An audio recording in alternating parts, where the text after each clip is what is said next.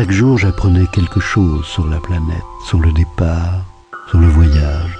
Ça venait tout doucement, au hasard des réflexions. C'est ainsi que, le 3e jour, je connus le drame des baobabs. Cette fois-ci encore, ce fut grâce au mouton, car brusquement le petit prince m'interrogea, comme pris d'un doute grave. C'est bien vrai, n'est-ce pas, que les moutons mangent des arbustes? Oui, c'est vrai. Ah, je suis content. Je ne compris pas pourquoi il était si important que les moutons mangeassent les arbustes. Mais le petit prince ajouta: Par conséquent, ils mangent aussi les baobabs. Je fis remarquer au petit prince que les baobabs ne sont pas des arbustes, mais des arbres grands comme des églises, et que, si même il emportait avec lui tout un troupeau d'éléphants, ce troupeau ne viendrait pas à bout d'un seul baobab. L'idée du troupeau d'éléphants fit rire le petit prince. Il faudrait les mettre les uns sur les autres. Mais il remarqua avec sagesse: Les baobabs, avant de grandir, ça commence par être petit. C'est exact. Mais pourquoi veux-tu que tes moutons mangent les petits baobabs? Il me répondit: Bah voyons. Comme s'il s'agissait là d'une évidence. Et il me fallut un grand effort d'intelligence pour comprendre à moi seul ce problème.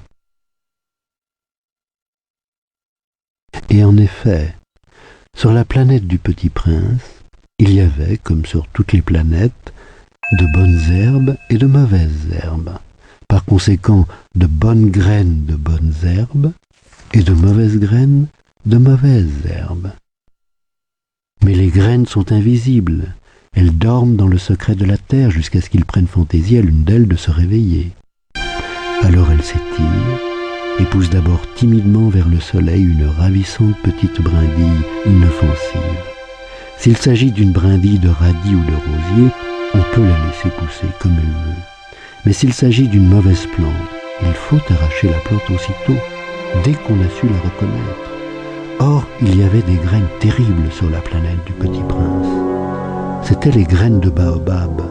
Le sol de la planète en était infesté. Or, un baobab, si l'on s'y prend trop tard, on ne peut jamais plus s'en débarrasser.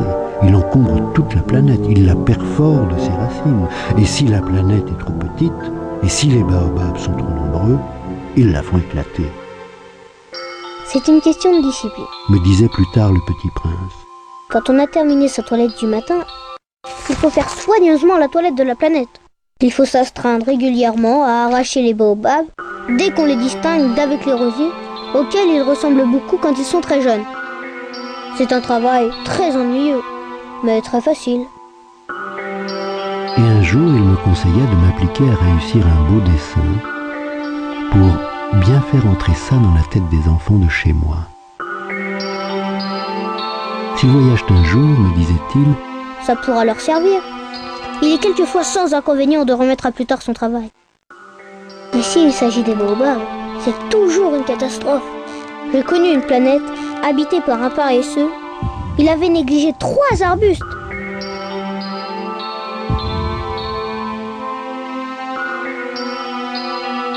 Et, sur les indications du Petit Prince, j'ai dessiné cette planète-là.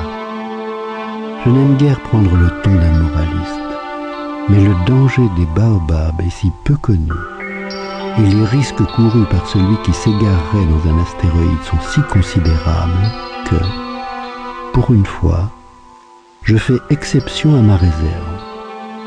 Je dis: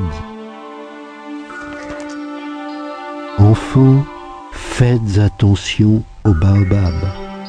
C'est pour avertir mes amis d'un danger qu'ils frôlaient depuis longtemps, comme moi-même, sans le connaître, que j'ai tant travaillé ce dessin-là. La leçon que je donnais en valait la peine. Vous vous demanderez peut-être pourquoi n'y a-t-il pas dans ce livre d'autres dessins aussi grandioses que le dessin des baobabs. La réponse est bien simple. J'ai essayé, mais je n'ai pas pu réussir. Quand j'ai dessiné les baobabs, j'ai été animé par le sentiment de l'urgence. Ah, Petit Prince, j'ai compris, peu à peu, ainsi, ta petite vie mélancolique. Tu n'avais eu longtemps pour distraction que la douceur des couchers de soleil. J'ai appris ce détail nouveau, le 4e jour au matin, quand tu m'as dit: J'aime bien les couchers de soleil. Allons voir un coucher de soleil. Mais il faut attendre. Attendre quoi? Attendre que le soleil se couche.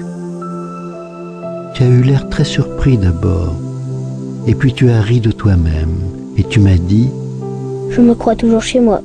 en effet, quand il est midi aux États-Unis, le soleil, tout le monde le sait, se couche sur la France. Il suffirait de pouvoir aller en France en 1 minute pour assister au coucher de soleil. Malheureusement, la France est bien trop éloignée. Mais, sur ta si petite planète, il te suffisait de tirer ta chaise de quelques pas, et tu regardais le crépuscule chaque fois que tu le désirais. Un jour, j'ai vu le soleil se coucher 43 fois. Tu sais, quand on est tellement triste, on aime les couchers de soleil. Le jour des 43 fois, tu étais donc tellement triste? Mais le petit prince ne répondit pas.